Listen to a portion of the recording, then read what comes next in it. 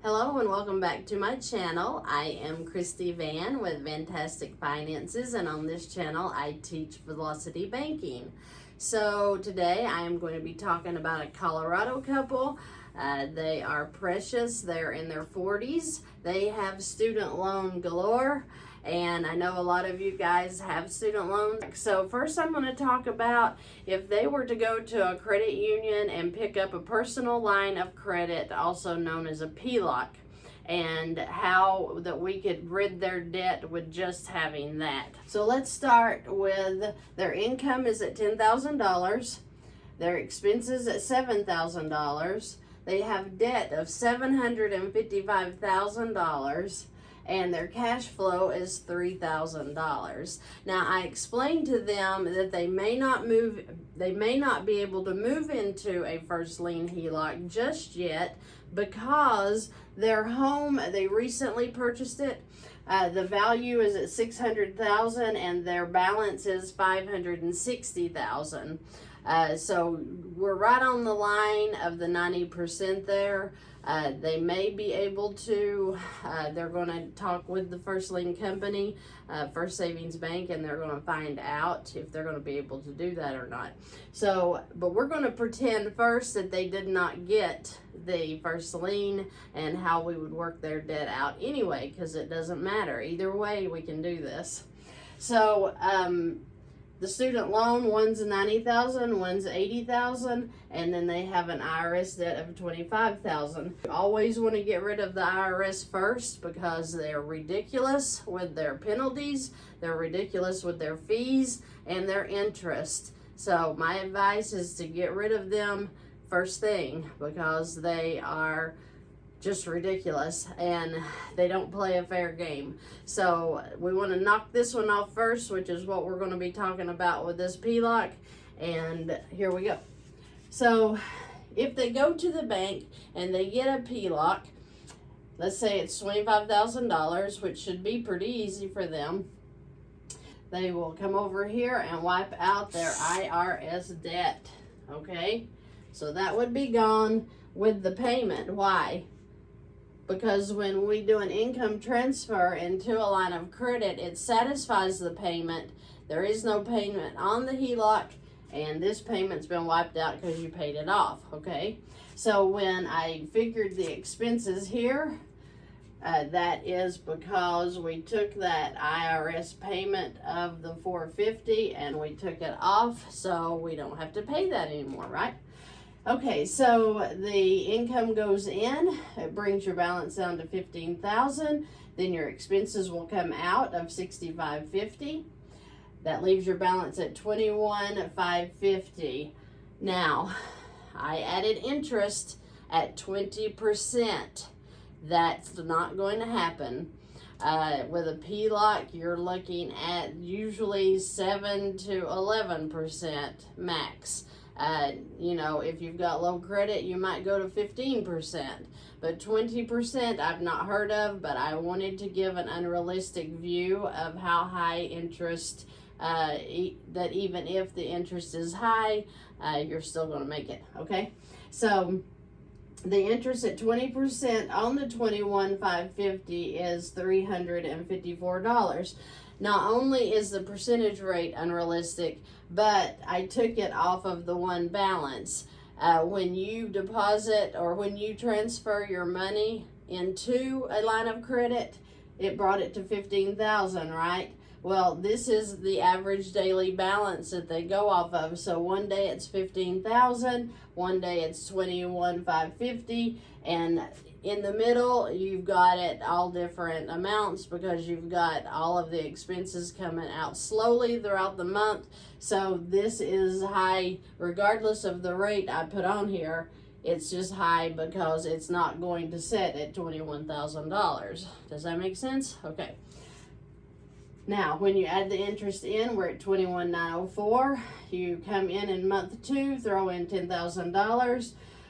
Your expenses will come back out through the month again, bringing your balance back up to $18,450. I again figured the interest at 20%, $303.30 on the $18,450. and that makes the balance $18,757.30. You'll come in month 3, throw in $10,000. Your expenses will come out through the month of $65.50, and that brings your balance to $15,307. So I brought it on over here so you could see that in month 4 you make an income deposit of $10,000, brings your balance down to $53,07.30. Your expenses will come back out through the month at $65.50, leaving your balance at $11,857.30. The interest charge here is $251.40 on the 11. Remember, up here's $53.07, and 20% of $53.07 is not $251. So you have to remember these are high, and that's why I know I missed an interest charge on this month down here, but it doesn't matter because the interest is going to be ridiculous on this board anyway compared to what you're actually going to get. So we're back up to $12,108.70. In month 5, the income goes in $10,000. The expenses come out $65.50.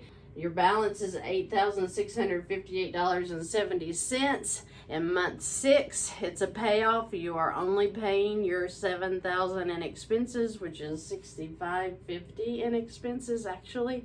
So you have paid off your IRS debt in 6 months. Guess what? You turn right around. You will come over here to your student loan. You'll throw the $25,000 into that. You will do that approximately 3 times. This payment eventually wipes out in the 3rd time, which makes your pay off even faster because you're adding that $400 a month into your cash flow. Then you will do the exact same thing with this student loan. So see, it all ends up paying off anyway without the first lien. The first lien just takes your mortgage in it. And so this $3,300 is no longer $3,300. That's what I was saying. They just purchased the home, so they're going to have to bring this down some because the $600,000 value at 90% is $540,000. So they wouldn't be able to get what they need out of their equity right now.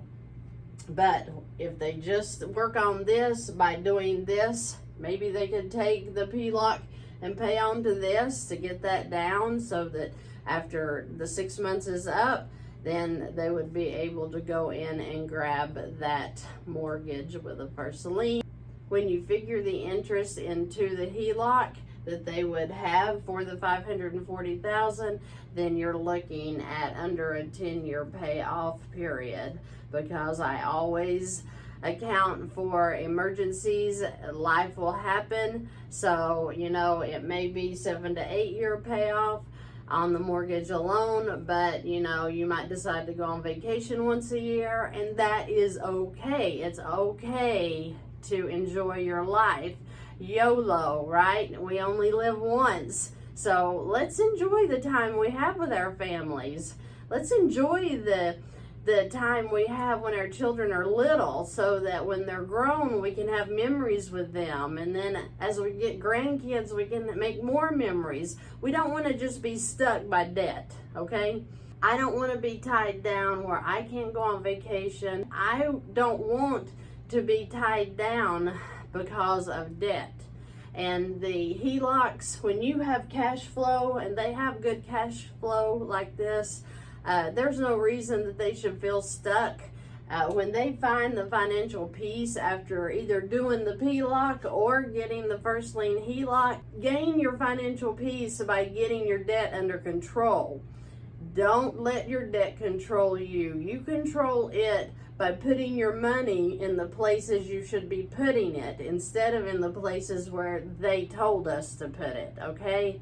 So just remember, it's not that hard to get your debt under control. We feel like it is because it's not working with making the extra payments. You know, we're trying to save every dime we can, and that is doing nothing but throwing us into overdrive on working overtime, trying to save more money, when I think this couple had like $15,000 saved, and I hope that I convince them that they should look at throwing some of that money into the debt, because their interest is eating their savings up, right?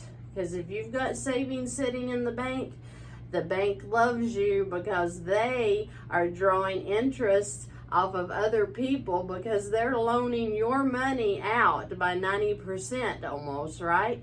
So they're making interest off of other people. Plus, you're sitting over here paying them interest on the loans that you have from them. So they're getting the double whammy fun. Hey, we're drawing money while you sit poor and make payments. Stop that, okay? Let's get into the lines of credit. Let's get out of the loans and let's get our debt under control. One more thing for this couple. If they were to get credit cards, they don't have any. If they were to get a credit card, put all of their expenses, their electric, their food, their gas, their car insurance, if they buy dog food, if they buy clothes, their subscriptions, their utilities, everything goes on that card and draws rewards. Then they come in once a month up on the due date. They pay this card off with their PLOC, which is already figured in the expenses here, right? This is just going to give them rewards for putting all of their expenses on the credit card. They get the rewards, which offsets any interest that they're going to be paying here, right? So it just kind of little extra ways that we can draw a little extra money to help us with what little bit of interest that you do pay on these lines of credit. So if I can help you in any way, please leave me a question or comment below. I have links below. You can go on and schedule telephone calls with me. You can even schedule a whiteboard for yourself. I do charge for things that take my time. So I just want to help you all find financial peace any way I can, and I'm always looking forward to hearing from you guys because you all are contacting me. If you have sent me a contact form and I have not contacted you yet, please know that you're on my list. I am getting to you. Just make sure anytime you contact me to leave a phone number, leave your email address, and leave a day and time that is good for you to be reached, because we could be in different time zones, and I am at Eastern Standard Time, you may be Mountain Time, Central Time, whatever. Just let me know what state you're in so I'll kind of know what time I need to actually call you on my time, okay? So like I said, I only want to see you all in financial peace. I just make suggestions, you make decisions, make good decisions, and be good, do good, be a giver, and watch everything come back to you, because that's the way the spiritual laws are set up.